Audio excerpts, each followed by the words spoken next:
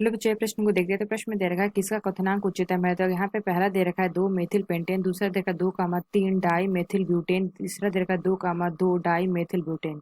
आइए मुख्य अवधारणा की चर्चा करते हैं। मुख्य अवधारणा। तो प्रश्न में क्या पूछा है, किसका क्वथनांक उच्चतम होगा। तो यहाँ से अगर हम देखें तो पहला में क्या दे रखा है 2 मेथिल पेंटेन, यानी कि पेंटेन दे रखा है, यानी 5 कार्बन की हमारी श्रृंखला होगी। तो ये हमारा क्या हो जाएगा, 1 carbon, 2 carbon, 3 carbon, 4 carbon, 5 carbon.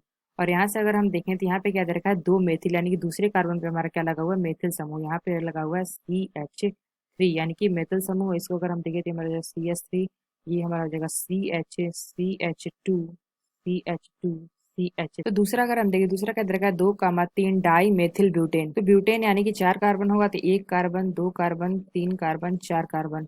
और यहाँ से अगर हम देखें दूसरे और तीसरे पे हमारा क्या लगा होगा, मेथिल समूह लगा हुआ है। यानी कि अगर हम देखें दूसरे कार्बन पे यहाँ पे CH3 लगा होगा, और तीसरे पे भी हमारा CH3 लगा हुआ होगा। यहाँ से अगर हम देखें तो CH हो जाएगा CH, और यहाँ हो जाएगा CH3।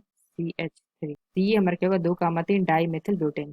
तीसरा अगर हम देखें तो तीसरा हमें क्या दे रखा है 2,2 डाई मेथिल ब्यूटेन। यानी अगर हम देखें तो यहाँ पे हमारा क्या होगा, 4 कार्बन की श्रृंखला होगी। तो 1 carbon, 2 carbon, 3 carbon, 4 carbon.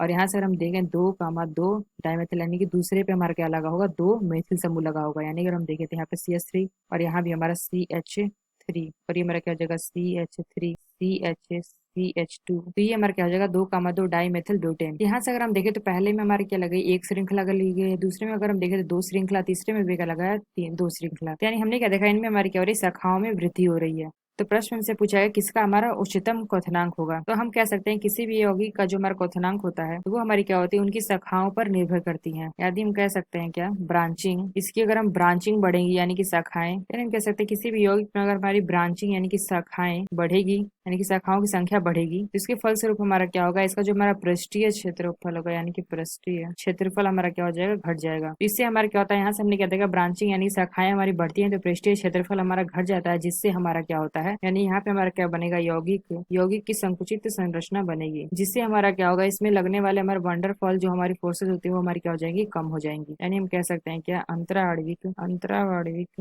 Van der Waals forces हमारे क्या हो जाती हैं, कम हो जाती हैं। इसके फलस्वरूप यहाँ पे हमारा क्या होगा, अंतराणविक वंडरवाल फोर्सेस कम हो जाती हैं, जिसके फलस्वरूप हमारा क्या होगा, जो ये हमारा यौगिक है, यौगिक का क्वथनांक कम हो जाता है। यानी कि अगर हम देखें तो बंधों को तोड़ने के लिए कम ऊर्जा की आवश्यकता होगी, उससे हमारा क्या होगा, क्वथनांक कम ही हो जाएगा। यानी हम क्या कहते हैं, यहाँ पे यौगिक को ऊर्जा देते हैं, उसके अणुओं के बीच लगने वाला वो हमारा वंडरवाल बल होता है। उसके फलस्वरूप जो हमारे बंध बनते हैं वो हमारे टूटते हैं, जिससे हमारा क्या होता है, ये हमारा यौगिक होता है वो हमारा क्या होता है, उबलने लगता है। यानी अगर हम देखेंगे किसमें हमारे सबसे कम शाखाएं होंगी, क्योंकि प्रश्न हमसे क्या पूछ रहा है, उच्चतम पूछ रहा है, यानी कि जिसकी ब्रांचिंग हमारी क्या होगी, अधिक होगी। तो यानी हम कह सकते हैं, जो हमारी ब्रांचिंग होती है यानी कि शाखाएं, ये हमारा क्या होता है, व्युत्क्रमानुपाती होता है पृष्ठ क्षेत्रफल के, पृष्ठीय क्षेत्रफल। यानी हम कह सकते हैं शाखाएं अगर हमारी ज्यादा होंगी तो पृष्ठीय क्षेत्रफल हमारा कम होगा, अगर शाखाएं हमारी कम होंगी तो पृष्ठीय क्षेत्रफल हमारा ज्यादा होगा। यानी हम कह सकते हैं अगर हमारी ब्रांचिंग कम होगी, यहाँ से अगर हम देखें शाखाएं हमारी कम होंगी तो पृष्ठीय क्षेत्रफल हमारा क्या होगा, बढ़ेगा, जिससे हमारा क्या होगा, आणविक यानी कि अंतरा आणविक अवांडर वाल्व क्या होंगे, ज्यादा हो जाएंगे फोर्सेज,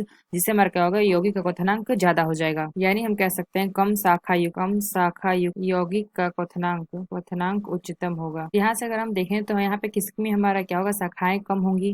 तो यहाँ से अगर हम देखें इसमें हमारी क्या शाखा है, इसमें हमारा क्या है, एक शाखा है। और दूसरे में अगर हम देखें तो इसमें भी हमारा क्या है, एक है, दो है। यानी हमारा दो है, इसमें हमारा क्या है, एक है, दो है, इसमें भी हमारा दो है। यानी हम कह सकते हैं जो हमारा सबसे कम शाखा किसमें बन रहा है, यानी कि पहले वाले में कम शाखा बन रहा है, जिससे अगर हम देखें तो कम शाखा बनेगा, तो जिससे हमारा पृष्ठ क्षेत्रफल हमारा क्या हो जाएगा, ज्यादा हो जाएगा, जिससे हमारा क्या होगा, अंतर्वाणिक वंडर वॉल्स फोर्सेस क्या होंगे, ज्यादा होंगे, और यौगिक का क्वथनांक क्या हो जाएगा, ज्यादा हो जाएगा। यानी हम कह सकते हैं जो हमारा पहला दे रखा है 2 मेथिल पेंटेन, इसका हमारा क्वथनांक क्या होगा, उच्चतम होगा, क्योंकि इसमें हमारा क्या है, शाखाएं कम है। तो यानी हम कह सकते हैं क्या, अतः 2 मेथिल पेंटेन का क्वथनांक उच्चतम होगा। तो आशा करते हैं आपको समझ में आया होगा। धन्यवाद।